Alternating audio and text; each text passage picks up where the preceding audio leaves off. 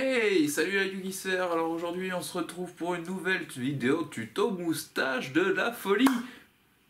Non, tout simplement non.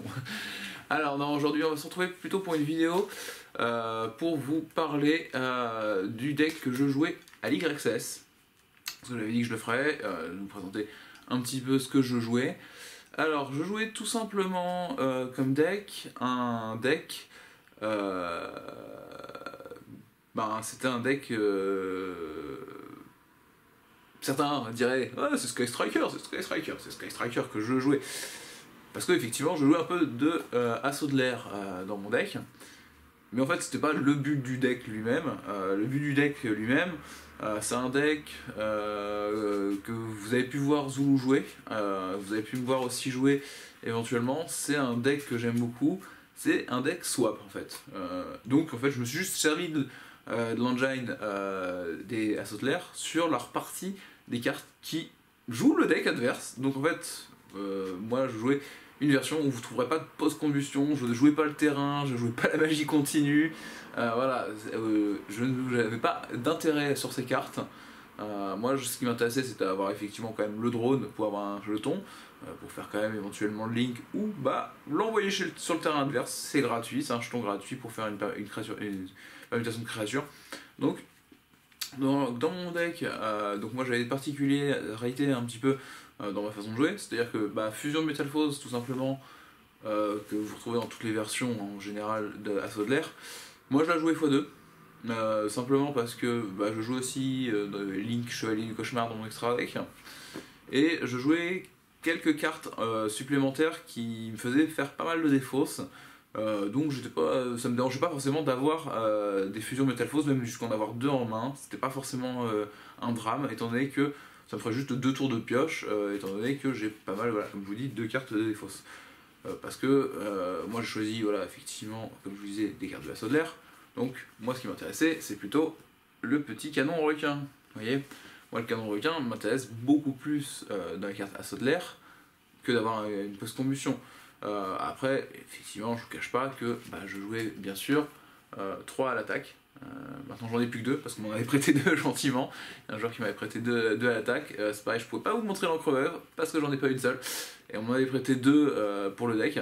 Mais du coup, moi dans mon plaisir. Par contre, je pense que je jouais une carte que peu de decks Assaut de l'air ont dû jouer. Je pense que pas tout le monde la joue pas. Par contre, je jouais la magie d'équipement, la base Hercule. Alors pourquoi je jouais la base Hercule? Pour son effet en fait de... Quand elle est envoyée au cimetière, je remélange du assaut de l'air, ce qui pouvait être pratique dans certains cas de figure. Après c'est aussi sympa parce que vous attaquez plusieurs fois et vous pouvez piocher des cartes si vous détruisez les monstres adverses, donc c'est quand même assez sympa. Il y a juste une petite condition, c'est de ne pas contrôler de monstres en zone principale quand vous l'activez, donc ça c'est pas très grave, logiquement vu que vous jouez énormément de Link. Donc je trouvais que c'était une carte assez sympa, sachant que moi en fait dans mon extra deck, je vous le cache pas, alors je vous disais, je jouais effectivement les assauts de l'air, mais dans les assauts de l'air je jouais même pas tous les assauts de l'air, je vais pas vous le cacher, je ne jouais pas tous les assauts de l'air, je jouais juste 2 fois Kagari, une Shizuku et une Ayate. J'avais pas la place de plus par rapport à ce que je voulais faire, j'avais vraiment pas la place de plus. Donc du coup c'était quand même pratique de pouvoir éventuellement avoir une solution pour les remélanger. Et pourquoi je disais des bons monstres, donc moi effectivement j'avais mon Saryuja.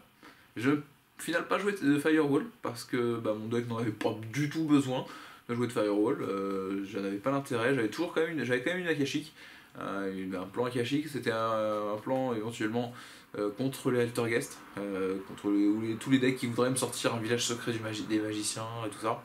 Pas grave, j'ai Akashic, hop, je suis posé, j'ai une magicienne sur le terrain que je peux faire de plusieurs manières dans mon deck, donc c'était une idée. C'était une idée de jouer Akashic, et je joue aussi en fait épée Borel et charge Borel, donc 2 gros pâtés en plus voilà, du Saryuja, ce qui pouvait donner l'intérêt d'avoir une belle base Hercule, pourquoi pas, ça peut être une idée.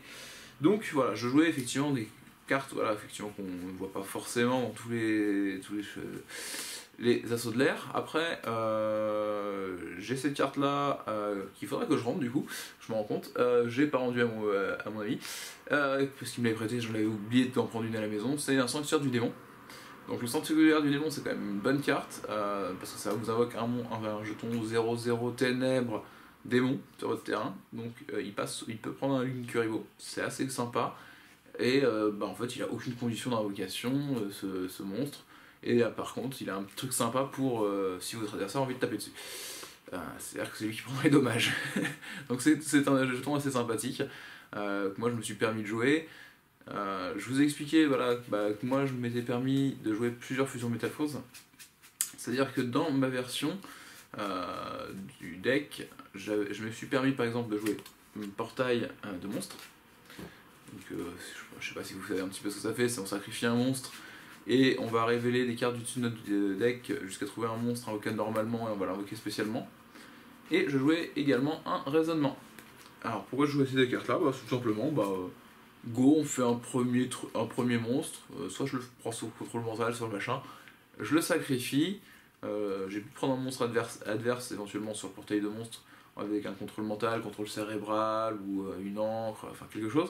Et ça peut aussi faire start parce qu'en fait je vais meuler plein de cartes magie dessus de mon deck, ce qui fera que j'aurai forcément les 3 cartes magie demandées pour toutes les cartes assaut de l'air.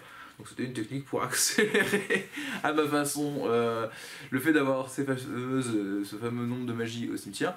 Donc après dans une carte, voilà, ça c'était un peu les choix techniques, comme j'avais fait un petit peu un choix technique aussi de jouer double sort, parce que ça peut permettre de pareil vous défausser d'une fusion métamorphose ou une autre carte magie et vous permettre d'avoir déjà plus facilement 3 cartes magie au cimetière, en plus de faire une copie d'une carte magie adverse. Donc en match miroir, moi franchement je suis vraiment triste sur cette YXS, c'est que j'ai pas fait un seul match miroir. Parce qu'avec double sort, franchement j'aurais copié des attaques adverses, donc les modifications attaques adverses, j'aurais pioché, j'aurais des tutos avec les cartes de mon adversaire, ça aurait été rigolo, je pense que ça m'aurait bien fait marrer. Comme que j'aurais pu aussi, voilà, c'est sympa aussi, c'est pour copier des pots de désir, des Monster Reborn. C'est une carte que voilà, moi j'aime beaucoup dans le méta actuel, double sort. Enfin, surtout quand je joue effectivement à un Sky Striker où j'ai des trucs qui ça me dérange pas de défausser un petit peu au cimetière. Alors je vous avoue que la banlist, voilà, moi je joue un objet de sacrifice utile parce que en fait la banlist, voilà, rendu ça aussi, hein. Bon, ça c'est plutôt pratique aussi pour mettre de la magie au cimetière, virer un peu la main adverse, ça peut contrôler un petit peu des choses, mais dans les choix contrôle aussi pour la main adverse, et qui moi me rendait mon utilité, pareil, toujours cette fusion métamorphose, et qui rentrait, je trouvais, dans mon idée d'un assaut de l'air, c'est d'avoir joué Entraîné dans la tombe, qui nous permet en fait de regarder la main adverse, lui faire défausser une carte qui du coup pourrait vraiment nous embêter sur le tour suivant, une carte voilà, qui pourrait aussi nous aider, ça dépend de si du coup on commence, si on a vraiment rien dans son cimetière. Vu que de base on joue avec son deck, hein, le but c'est de jouer le deck adverse, ça peut être pas mal en fait de lui faire défausser un monstre qu'on va pouvoir réinvoquer sur notre terrain via des Monster Reborn, via des encres, enfin pas des encres, plutôt des canons requins ou des calices de sagesse, voilà, pour récupérer des monstres. Parce qu'on est en premier tour. Ça c'est une carte que je trouve assez sympa pour ça, parce que ça permet de contrôler certaines choses. Ça peut aussi vous permettre, si vous êtes joueur 2, vous savez qu'il a été tuto la carte qui va de toute façon vous permettre de repartir au tour suivant et de recommencer à refaire un terrain infâme, go, hop, on l'enlève, puis on espère que tu repioches pas la même en fait. Parce que de toute façon tu viens d'en défausser une, donc on t'en retrouve un moins. Donc, quand je disais ça calice de la sagesse, c'est ça. Ça c'est une très vieille carte. Magie, qui nous permet en fait d'invoquer spécialement un monstre du cimetière de son adversaire sur notre terrain, si on contrôle pas de monstre, et on lui redonne le contrôle de ce monstre à notre adversaire à la fin du tour. Chose intéressante, c'est qu'il peut taper avec un calice de la sagesse. C'est qu'il peut être sacrifié, non, il peut pas être sacrifié justement, il y est utilisé en tant que monstre synchro, mais il peut taper. Et il peut être utilisé en tant qu'X6, en tant que Link, donc il n'y a pas de souci. C'est quand même vraiment sympa comme carte. Donc évidemment, qui dit swap, hein, bon, ça, on a des x3, hein, bien sûr, c'est quand même la base du truc. ça, je vous le cache pas, le contrôle mental, pareil, x3 c'est la base. Bah, ça du coup que x2 parce qu'on m'a dit x2, hein, alors bah, je le respecte, avec la banliste. Donc ça c'est des petites cartes hein, effectivement que vous retrouverez, que vous pouvez y retrouver dans mon deck. Lui, le petit alligator berceau gris, lui j'adore trop, parce que souvent il m'a sauvé des games. J'ai juste une partie où j'ai vraiment été triste, c'est une partie où on a fini en draw. Mon adversaire finit avec un Darklo, enfin un Loi des Ténèbres sur son terrain, héros masqué, et un autre monstre, enfin deux autres monstres, un gros monstre Link à 3000, et tristesse, je suis au top deck, et là je réfléchis dans ma tête, je fais mais qu'est-ce que je peux encore espérer qui peut me permettre de me sauver. Il nous restait moins de 30 secondes pour que je joue ce tour. Malheureusement, je pioche, je vois une mobilisation attaque, je fais ok, on tente. De toute façon, ça va me faire, vu que j'avais 3 magies au cimetière, je les tuto 1, et après j'allais piocher un. Donc ce qui me permettait d'aller chercher une encre veuve pour récupérer le Darklo. Et il fallait que j'espère que je trouve une autre carte dans ma pioche pour me sauver. Et là, chance, je pioche un alligator de verso gris, on annonce le temps, j'ai fait non, non. Voilà. Moi aussi ça m'arrive de me faire avoir par le temps, bah ouais c'est dommage. En plus j'avais face des yeux, hein, mais c'est comme ça, voilà, j'aurais pu juste rentrer en battle phase, bah en fait je lui retournais son terrain, et je le remettais à moins de points de vie que moi, et bah je gagnais la manche. Voilà, mais ça s'est joué bah effectivement à juste voilà, je vais piocher mon alligator, j'ai pas eu le temps de l'invoquer, juste faire pof hop, battle, je tape, et j'avais gagné. Voilà, c'est dommage, hein, mais c'est comme ça, c'est le jeu, c'est pas grave, hein, moi j'en meurs pas, moi je suis là pour... De toute façon, quand je vais sur ce genre d'événement, c'est principalement pour jouer, pour m'amuser. Donc je vous cache pas, dans un deck de... J'ai envie de jouer ton deck, lui, bon, bah, c'était la première carte hein, dans la decklist. De toute façon, moi je vous le conseille, de toute façon, quelle que soit la decklist, on inscrit son Monster Reborn. Pareil, bah, je les ai mis face à cette nouvelle banlist, une petite carte de cœur comme ça, la Morpho. Sachant que moi en fait vu que je joue des permutations de créatures, alors ce qui est dommage c'est que je jouais plus d'espion chienne, et en fait je l'ai pas mal regretté durant le week-end. Je me suis dit plein de fois, bah c'est vraiment dommage de plus jouer d'espion chienne, parce qu'en fait ça m'aurait libéré ma zone principale tout en embêtant mon adversaire. Donc pourquoi je joue la morpho? Voilà, parce que bah, permutation de créatures, tiens je te file une morpho face cachée, pof je tape, bon, bah, c'est ma battle, je repioche 5, tu repioches 5, on se refait la main, moi je me refais hop, mes boui je me refais un terrain de l'enfer, normalement tu reviens pas. Voilà, ça aurait pu être ça. Ça aurait pu être ça. Dans certains cas, malheureusement c'est pas forcément toujours passé comme ça, hein. Mais ça passe toujours pas, ça se passe jamais comme on veut de toute façon. Alors je jouais aussi Golem Broyeur. Donc voilà, je vous ai dit il y avait Akashic, donc c'est bien d'avoir un Golem Broyeur. Pour faire effectivement cet Akashic, s'offrir aussi des tokens.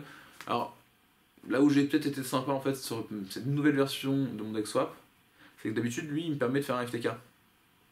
Que bah sur cette version là je me suis dit bah non vas-y on va pas jouer le FTK, on va pas, alors que j'avais une version où je pouvais encore vraiment le maximiser le FTK grâce à lui, et j'ai pas voulu le faire. Peut-être c'est peut-être une erreur de ma part, mais c'est pas grave. Après dans les dernières petites cartes qu'on retrouve, donc bah, évidemment hein, je ne parle pas de Asray, hein, ça vous la connaissez. Et bah évidemment j'ai mis quelques petits kaiju. Voilà, parce que c'est quand même assez cool. Donc une interruption du Sonic Kaiju, et j'ai mis voilà, quelques kaiju différents. Donc j'avais mis deux Goran, deux Gamciel et un Jizoriku pour essayer de clean un petit peu le terrain adverse et récupérer aussi des gros monstres, étant donné que moi je les relink, je les repique, voilà, ça me fait des trucs sympas. Hein. D'où aussi pourquoi je joue encore au moins un contrôle cérébral dans le deck, parce que je joue des kaiju, donc rien ne m'empêche de hop je te mets un kaiju, je prends un kaiju, hop je tape, et c'est cool parce que c'était un Jidoriku à 3003 et il permet de gérer deux monstres, c'était sympa, c'était cool, on s'est bien amusé, enfin surtout moi. Voilà. Après j'avais une dernière carte que j'ai intégrée mais vraiment au dernier moment, et je le regrette pas en soi hein, de l'avoir ajouté, parce que c'était vraiment une très bonne idée. Au vu de ce que j'ai vu, c'était une très bonne idée. Mais étant donné que je jouais un deck swap, la problématique, c'est que cette carte-là, n'aurait dû m'influencer en fait à tout le temps commencer. Et que plein de fois j'ai regretté de ne pas avoir commencé. Parce que en fait je la sortais en premier tour et mon adversaire en avait quasiment instantanément perdu. Alors que bah, souvent je me suis dit non, je suis quand même un deck swap. On va laisser commencer mon adversaire pour voir sur la première manche qu'est-ce qu'il fait, qu'est-ce qu'il joue, pour savoir m'adapter, pour savoir jouer son deck. Et gérer son deck. Malheureusement, voilà, je l'ai regretté parce que j'avais rentré une carte x2 qui vraiment, plein de parties, je me suis dit, oh là là, je l'ai en main de départ sur ma 25, je me suis dit, oh là mince, j'aurais tellement dû commencer parce que je pouvais la sortir, je pouvais faire, je pouvais y aller et que je gagnais en fait, vraiment, comme je vous dis, je gagnais vraiment ces manches quasiment instantanément vu du format. J'ai rentré 2 superbes démons de la vanité. Tout simplement parce que, en fait, je vous explique, drone, je fais le feu, voilà.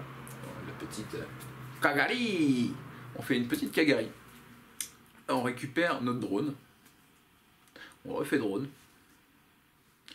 On remplace éventuellement, dans ce cas-là, Kagari par Hayate pour s'ouvrir une zone. On remplace le drone par Shizuku. Et à ce moment-là, tout simplement, on sort un démon de la vanité. Moi je conseille plutôt en sacrifiant Hayate, ce qui nous permet de voir quand même l'effet de Shizuku, Shizuku, à chaque fois j'ai toujours un petit peu de mal à le prononcer celui-là à chaque fois. Donc Shizuku, on remplace Shizuku, et ce qui nous permet, en remplaçant Shizuku, en gardant Shizuku et d'ailleurs évoluant en démon de la vanité, c'est que on va baisser les monstres, l'attaque des monstres en face adverse à beaucoup moins, ce qui lui donnera encore moins de chances de se débarrasser du démon de la vanité au combat.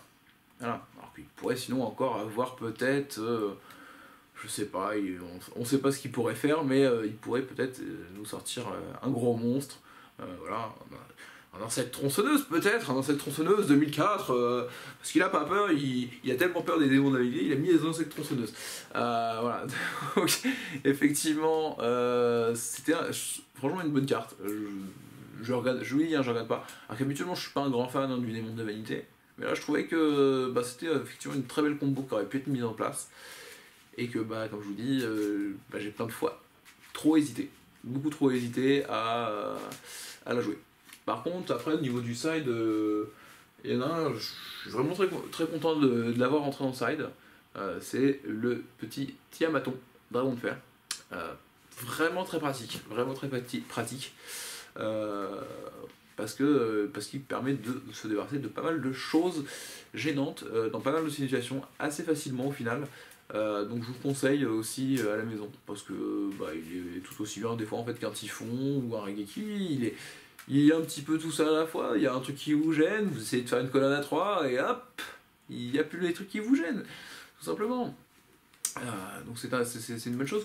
Après j'avais mis une petite carte que vraiment je vous conseille dans le méta, si vous avez envie de vous enquiquiner un petit peu vos adversaires.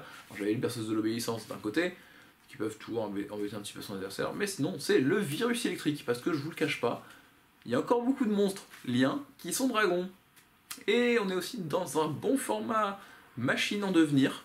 Donc moi je m'étais dit, ouais, virus électrique, ça a l'air d'être pas mal. Ça pique les mekabas, ça pique les épées borel. Mais il y a match. Et puis voilà, et puis ça pique plein d'autres monstres en fait, je vous le cache pas. Et c'est assez cool. De piquer sur le monstre adverse.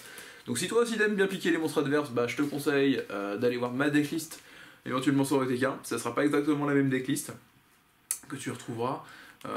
Tu pourras retrouver une decklist un peu similaire parce que je change toujours des cartes avant un tournoi par rapport à la decklist que je pré-tape. De toute façon, tu pourras trouver sur mon profil OTK plusieurs versions de deck swap, parce que j'en ai monté plusieurs versions au cours de ma vie et je compte toujours en monter parce que le deck adverse, franchement, qu'est-ce qu'il est fort, donc pourquoi je le jouerais pas.